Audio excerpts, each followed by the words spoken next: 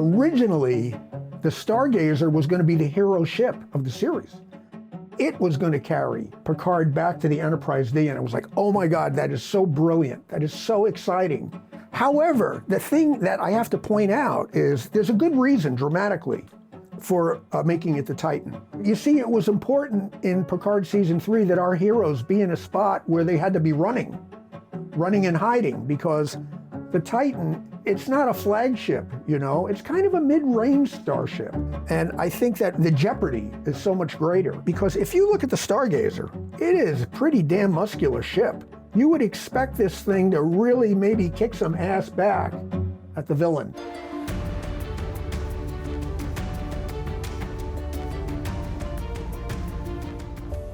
This is the Stargazer. This is my approval model that I built, you know, along with Dave Blass.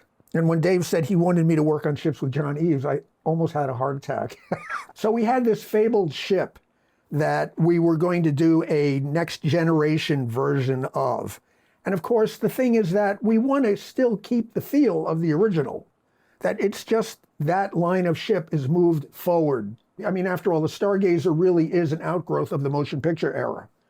This is more an outgrowth of the Picard Season 3 era. This is where we wanted to start. We wanted it to have all the same basic things, just punched up a little bit to fall in line with the era that we were in now. I mean, it's pretty obvious what you want to take away from the original Stargazer. The profile is almost the same. You've got 4 warp nacelles in almost the same exact position. It's sleeked up to fall in with the Picard era of stuff. I mean, these engines we use throughout. We use these engines on the Titan as well. Starfleet has always been mix and match, and these engines are the latest and the greatest. And one thing that changed from the era of the Enterprise D or Voyager, where engines became much smaller and shorter. And I always liked that idea, and I know that Gene liked that idea because he wanted to suggest that things were had developed. And the warp engines didn't need to be as large as they used to be. I mean, you know how large they are on the motion picture ship or the original series ship. They're really, you know, big, long engines. Terry loves the motion picture, and he wanted the ships to have more in common with the motion picture look. So now we've kind of returned to these big, long engines, which I like. Of course, I always have to come up with an idea why we now have these long engines. And I'll tell you why I say we have that. If you watch the show, you know that there was a period there where they discovered that the warp drive was degrading the fabric of space. And so they made a point of not going over a certain warp factor to prevent that from happening, messing with the space-time continuum or whatever. My thought is that these longer engines fix that. It was going to the shorter engines that caused the problem. So that's my description. On my first day on the job, I literally had a meltdown, first, like at 6 a.m. in the morning. I had a panic attack.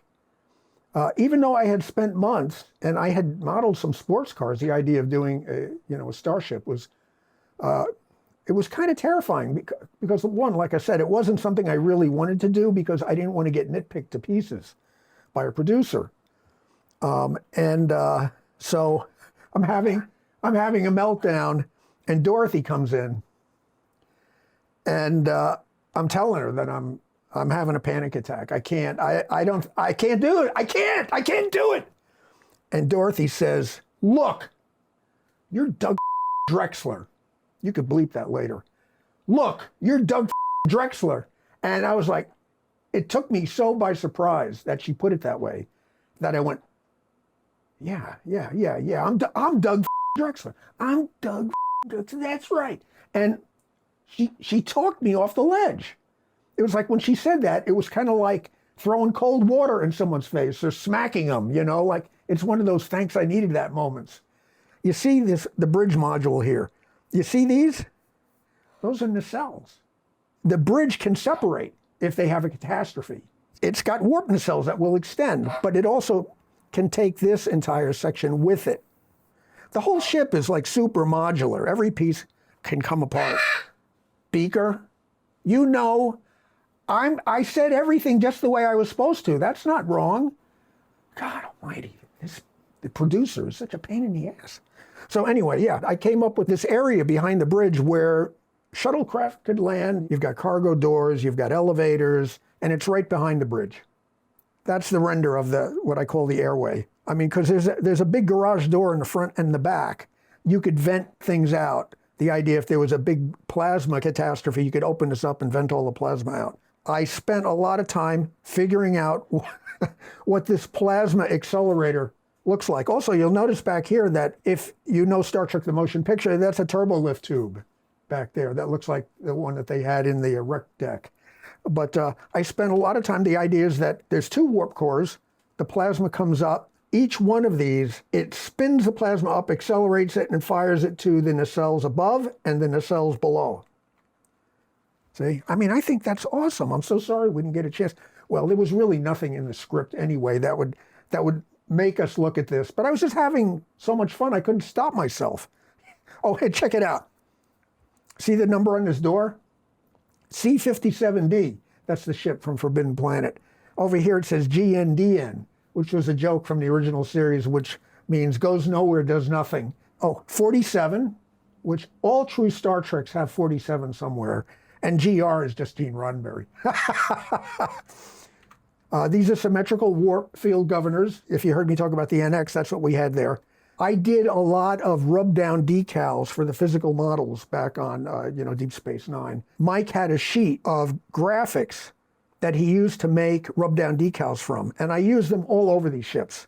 These are actual, markings that Mike did for, like if we had the Lakota or we had an Excelsior-class ship, we would go in and we'd have all these decal sheets and put them where they look the best. So that thoroughbred stuff is on these ships.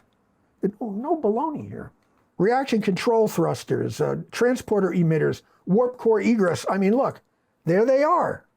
It's all here. Transporter emitter. You see these color squares up here? If you look at the original series Enterprise, right along the fantail, they are there. So those are little like nods to people who love those little crazy details. It's the Enterprise's brake lights. Yeah, I love the Stargazer. I'm sorry we didn't get to see more of it. Maybe in the future we will. Yeah, I love it. I was really happy with it.